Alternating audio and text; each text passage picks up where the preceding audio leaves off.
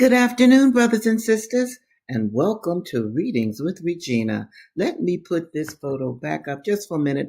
I'm going to talk more about them, but I wanted you to get a sense of the leadership of the Black Panther Party for self-defense, the kind of images that I saw as a teenager. We'll talk about them much more later, but take in that image. These are some of your Black heroes.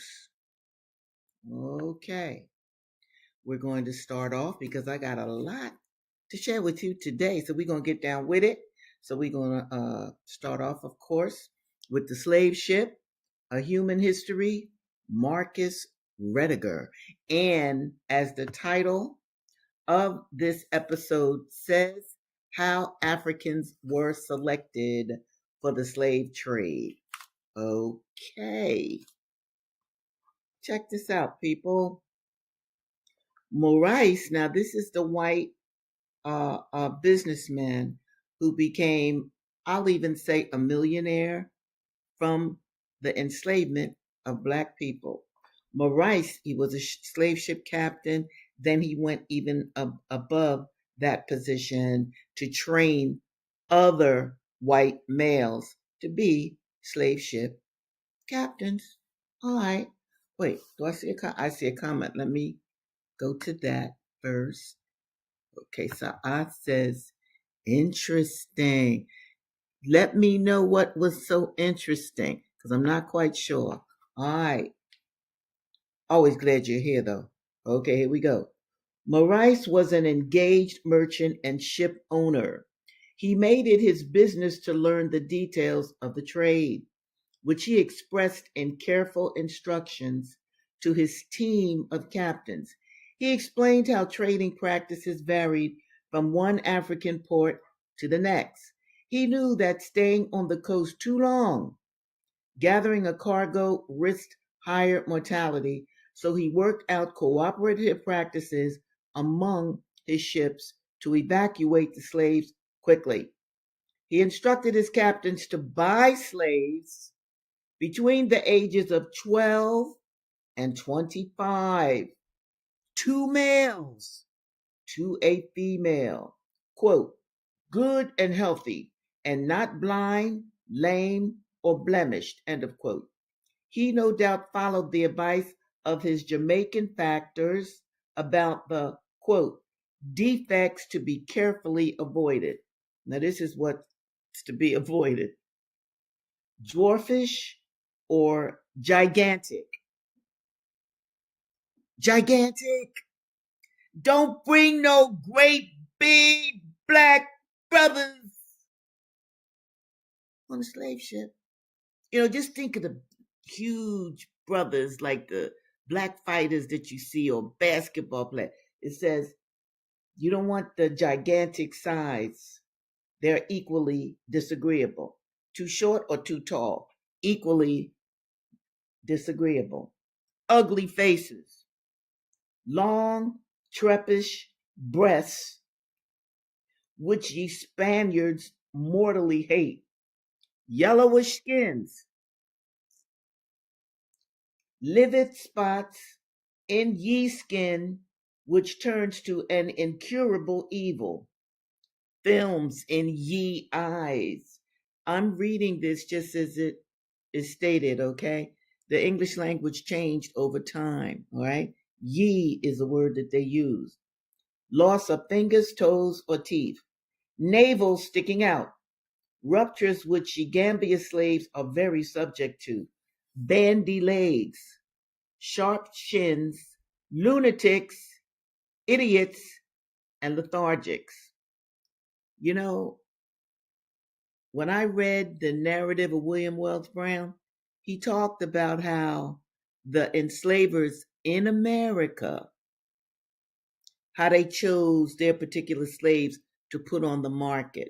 So those of you interested in that, go back to the programs where I read from the narrative of William Wells Brown. All right. He also explained how the slaves should be fed, how their food should be prepared. He demanded that both sailors and slaves be treated well. He put surgeons and limes to combat scurvy on his vessels before it was a common practice to do either. He told his captains to be sure to, quote, get your Negroes, little n, shaved and make clean to look well and strike a good impression on the planters and buyers. It is impossible to know precisely how much of Maurice's great wealth in estate, land, ships, stocks, and funds derived from the slave trade. Although it is possible to know that whatever the profits, he thought them inadequate to sustain his style of life. He took to defrauding the Bank of England. Look up the Bank of England, see who owned it. The Bank of England of approximately 29,000, almost 70.5 million in 2007 currency by making up false bills of foreign exchange and to mismanaging funds of which he was trustee. When Maurice died in disgrace on November 16, 1731, he was in a far different situation from those who died aboard the Catherine, that was the name of the slave ship, or any other ship. Let me just, I'm going to stop right there, okay? Because I need to comment on this. Now, the man was already a millionaire, already, okay? But that wasn't enough. He wanted more and more and more, like all the oligarchs of today, okay? Like the oligarchs that you are meeting, or learning about, who visited Jeffrey Epstein, who financed Jeffrey Epstein. You dig? See, all of that kind of greed and licentiousness, it didn't just happen. It didn't just happen. White people were carrying on like that back when they were buying and selling Africans. This is what I want you to understand. Very important. Okay, remember now, this dude had estates, he had servants to take care of all of his needs, yet he still was a criminal. He still tried to defraud the Bank of England. Okay? That was slavery. That was the business of enslaving Black people, and that's what I want you all to understand. Okay, now let's go to Linda Brent, Incidents in the Life of a Slave Girl. Now, I'm not going to go back over her story, but I will say this child was groomed by a predator who was 3 times her age, okay, Dr. Flint, and now she has had a baby by a white gentleman who wanted to buy her, but her owner said, no, I'm keeping her. And one of the reasons that Linda Brent even got with Mr. Sands, the white gentleman, is because she thought that he could buy her and she could get away from Dr. Flint, the pedophile, the legal pedophile, because enslaving Black people, girls and boys, meant that white folk could do whatever they wanted to them. Here we go. After he discovered my situation, that is a pregnancy, he was like a restless spirit from the pit. He came every day, and I was subjected to such insults as no pen can describe. I would not describe them even if I could. They were too low, too revolting. I want to even point this out too, because it sounds a lot like Ida B. Wells, right? Okay? But this is a slave girl. She doesn't even want to use the profanity that this no good, low life pig dog pedophile assaulted her with. She doesn't write it. She don't want to write it. Those were the manners and the morals of many a slave girl. Remember that? Okay. I tried to keep them from my grandmother's knowledge as much as I could. I knew she had enough to sadden her life. Yeah, her children were gone. Okay, some of them ran away. Boom. Without having my troubles to bear. When she saw the doctor treat me with violence and heard him utter oaths terrible enough to palsy a man's tongue, she could not always hold her peace. It was natural and motherlike that she should try to defend me, but it only made matters worse. When they told me my newborn babe was a girl, my heart was heavier than it had been before. Slavery is terrible for men, but it is far more terrible for women. Superadded to the burden common to all, they have wrongs and sufferings and mortifications peculiarly their own. Dr. Flint had sworn that he would make me suffer to my last day for this new crime against him. Now, her getting with another man is a crime against him, as he called it. And as long as he had me in his power, he kept his word. On the fourth day after the birth of my babe, he entered my room suddenly and commanded me to rise and bring my baby to him. The nurse who took care of me had gone out of the room to prepare some nourishment, and I was alone.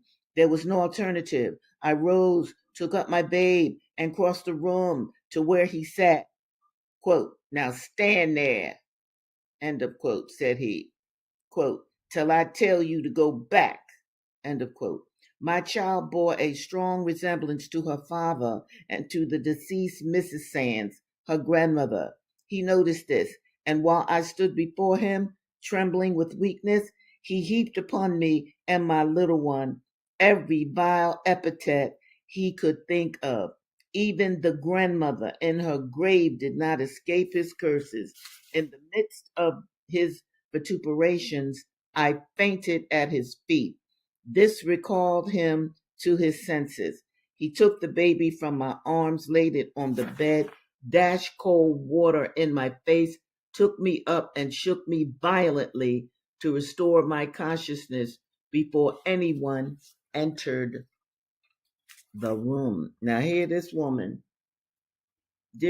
woman, has a baby by another man. He refused to let her marry. He refused to let her marry the black man that she really wanted to marry. And I just want you to notice, though, she knew that the white dude had more power than the average black free man. So she got with the white guy, Mr. Sands. I'm not saying she didn't love him or he didn't love her. I'm just talking about the psychology of bondage, enslavement. She thought she had a way out if she had a white lover. But you see, Dr. Flint is not allowing her to even be with someone white. He was an enslaver and he owned her, and that's all that he cared about. Zabu, let me bring this up. Yes, yes, yes, yes. And let me tell you, I carry on like I do because I know how they have covered up our history. Yes. And they're even trying to cover it up even more. Yes. And every gain that we have made as black people came on the shoulders of those who sacrificed everything. All right, let me continue. Where am I? Oh no, I get carried away and lost. Okay, here we go. My girl and yours. She is the first investigative reporter, female, not the first black, yada, yada, yada. No, the first American, or I should say African American female investigative reporter. And how did that happen?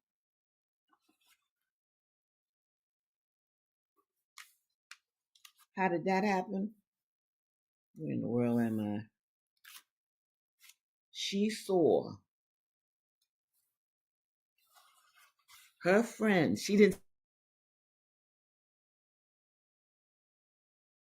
job. Young girl, born just after slavery, right? Boom.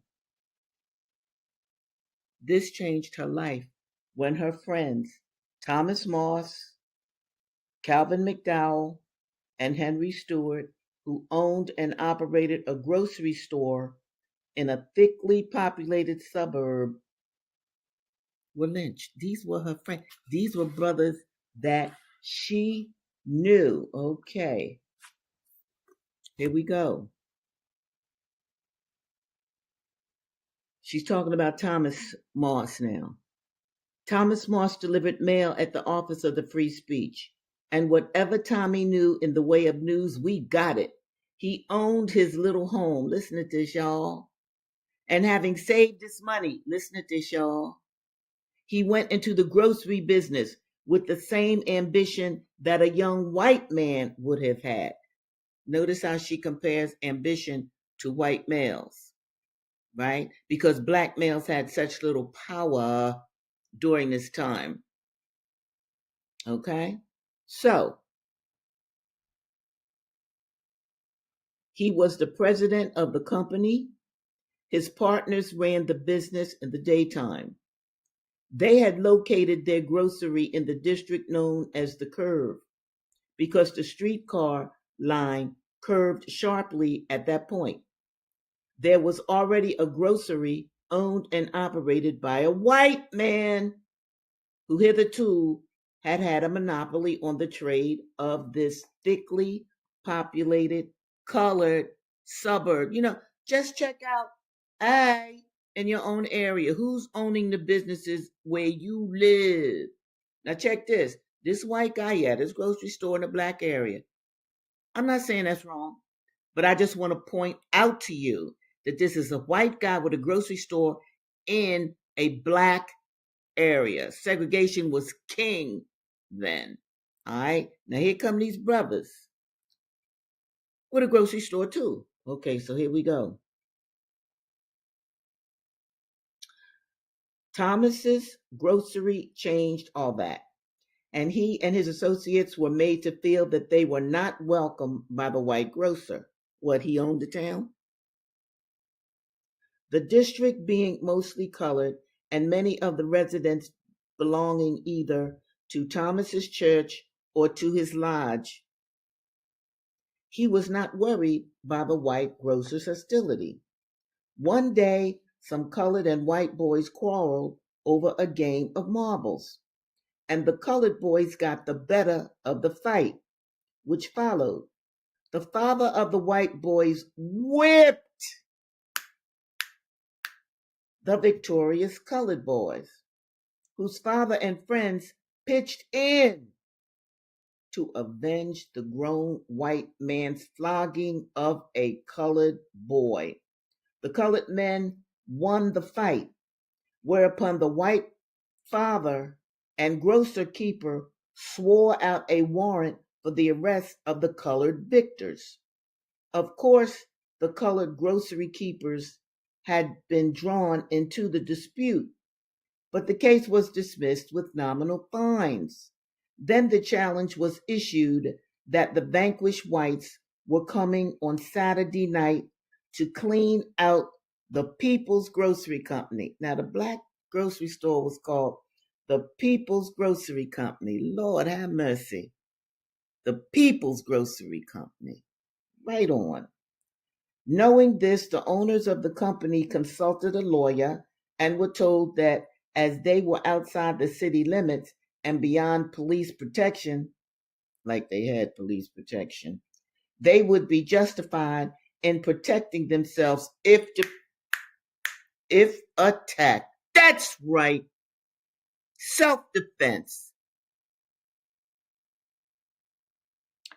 Accordingly, the grocery company armed several men and stationed them in the rear of the store on that fatal Saturday night. Not to attack, this is very important, not to attack, but to repel, self defense, but to repel a threatened attack.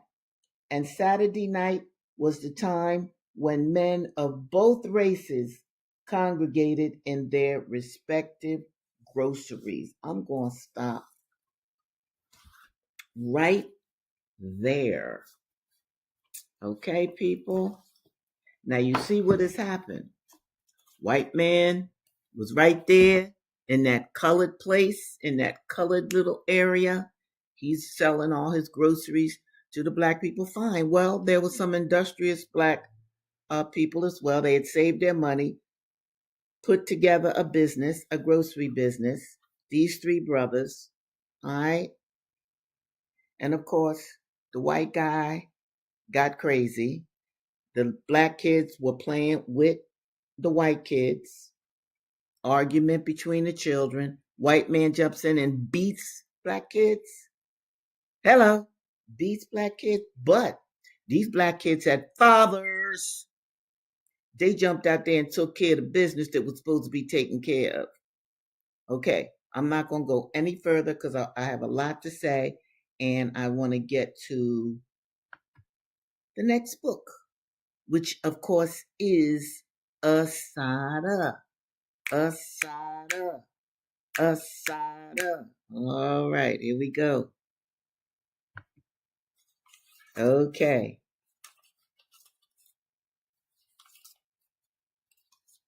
Now, where's. Oh, here we go. This is Assata. Evelyn. Evelyn was also her lawyer later on in life when she got into trouble with the law. Evelyn, my aunt, was the heroine of my childhood. She was always taking me places and, quote, exposing me to things, end of quote, as she called it. She took me to museums. I think we visited just about every museum in the city of New York. She turned me into a real art lover. Before I was 10, I could recognize a Van Gogh on sight, and I knew what Cubism, Surrealism, and abstract expressionism were. I knew Picasso, Gauguin, Van Gogh, and Modigliani were my favorite artists. I didn't know the name of one black artist in those days. Very few, if any, museums exhibited the work of black artists. So I just assumed that black people weren't too good at painting. But I learned about African history from my mother. From the time I can remember, my mother always had African sculpture in the house. It was the only kind she had. I always loved those pieces, and it really annoyed me when I took art history in school and the teacher referred to African art as primitive. In fact, if the art was by anyone else but a white person, it was called primitive. In addition to museums, Evelyn would take me to see plays and movies and we would experiment with all kinds of restaurants. We would go to parks, go bicycle riding, and it was Evelyn who gave me my first rowboat lesson. She was very sophisticated and knew all kinds of things. She was right up my alley because I was forever asking all kinds of questions. I wanted to know everything.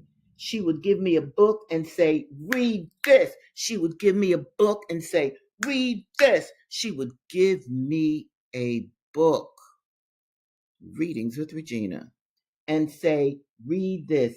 And I would eat it up. I'd eat up that book like it was ice cream. Now I want to go back to the term primitive art because I had that problem too. I, yes. And I remember I went to this museum and it was a tour. And the tour guide, when we did get to the few African pieces, it was primitive art. Well, she felt my vibe. We went into the ladies' room together, and she told me, she said, look, that's just the term they use. I really don't mean it. I told her, I said, it's cool. I said, but it hurts. Why is African art called primitive? Okay, you dig? Even in the art world, they degrade, they dehumanize black people. But hold on now, this gonna hurt. I want you to see a lynching. I know you know what a lynching is, but I want you to see it. Because this is what Ida B. Wells is talking about. That's a lynching. That's what white men and a few women did to the black man. Do you understand? Now, this is like a multiple lynching. Her friends, it was 3 of her friends who were lynched. Well, here's 3 brothers lynched. And very often, the crime they were lynched for was a lie. A dirty, low-life, stinking lie. Here's another lynching I want you to see. See, the brother ain't got no clothes on? See that he's naked? Now, why do you think he was naked? Because he was raped. Y'all want to act like, oh my goodness. Huh.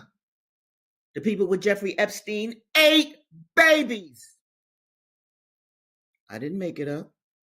It's in those emails. They were cannibals in the modern age. But cannibalism? Oh, didn't they say that Africans ate other Africans? Didn't they say that? They had sex orgies and cannibalism in the modern age. These white people. Okay, I know that hurt.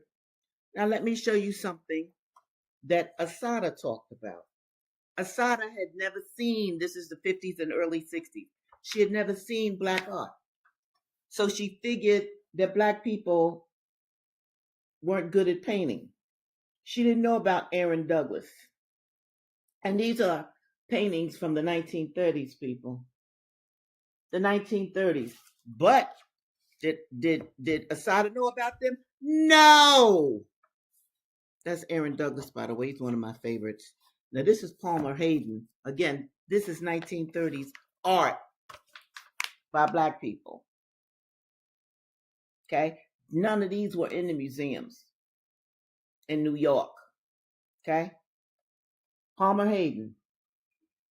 Okay, again, 1930s art. But little Assata didn't know about that. Not at all, because it wasn't taught in school and it wasn't in any museums. Now, let me bring this up. You see these pictures? You see the picture in the very bottom? That's Kathleen Cleaver, Communication Secretary of the Black Panther Party for Self-Defense. And that's her husband, Eldridge Cleaver. We used to call him the Rage, or Papa Rage, because he was always angry. Loved him. He was the Minister of Information of the Black Panther Party for Self-Defense. This is them in Algiers. The pigs were going to send Eldridge to jail. You have to read. I encourage you strongly to read this book that I wrote, because Kathleen wrote a poem. And so I was able to talk about her life through the poem that she wrote, where she used many of Eldridge's sayings. These people had to leave America. They had to go into exile because they were members of the Black Panther Party for Self-Defense. I wanted you to see this. I want you to know them. I want you to understand that you have always had black heroes that you may not know anything about. This is one reason why I even bring you readings with Regina. You've got to know your heroes. Look at Kathleen. Look at Eldridge. And that is their baby Maceo, born outside of America. Can you imagine the sacrifice that these people made so that you could have some of the liberties that you have today? Are you celebrating them? Do you know them? And I'm going to give you this again.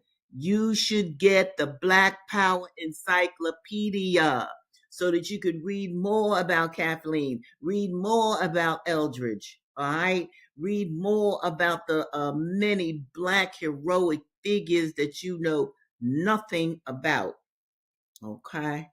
And I wrote an entry on Kathleen Cleaver. I want y'all to look at her again. Let me just, where's that at? There she is. Do you see how serious this girl is? Is she smiling and dancing? Now, dancing and smiling is cool, y'all. It is. I'm not putting it down, but I'm saying how we put our imprint on America. Whatever privilege you think you have in this country, I want you to thank good people like this. Kathleen Cleaver's still alive. Let me show you another book. The Black Panther Party Reconsidered. Very good book. And Kathleen wrote a fabulous essay in this book where she talks about what it was like living in exile. All right, people. I'm about to sign off now. But I just wanted to show you these pictures because I want you to understand your full history.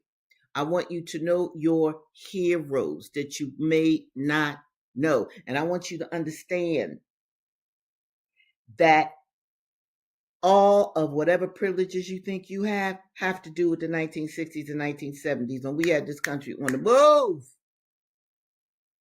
Many of the Black books that I'm reading to you now came back into publication because we demanded Black studies. Black studies was not given to us. It was not a gift. Now, what we expected was for the Black politicians to take it even further. They didn't. They did not. Okay? I want you to be Black, be proud, be smart, be independent, figure out a way to help your entire Black community. Start with your family first and help yourself. Look into who you really are, not the caricatures that you will see on TV or in the movies. They were made in America. They are caricatures of what the African was, what the Negro was, what the African American is today. Brothers and sisters, as always, it's been wonderful to see you and be with you. Okay, so what's going on? I've been reading. Yo! Very good. And you know what? So I'm glad you're even letting me know that. Okay? Because there are other colleges and universities that do not necessarily carry the Black Power Encyclopedia. And I am saying to all of you, now it is pricey, yes it is, but it is worth the investment to have this kind of knowledge at home where you reside. Also, you should have Black art in your homes. Buy it. It's relatively cheap. I'm not saying buy, the originals at $1,000. You could get copies of great paintings so your children and you can experience the art of our race. Well, I love you all dearly. I am going to sign off for today, and it has been marvelous. I pray for you every night and every day, and I will see you next Tuesday, 2 o'clock, Readings with Regina. Peace now.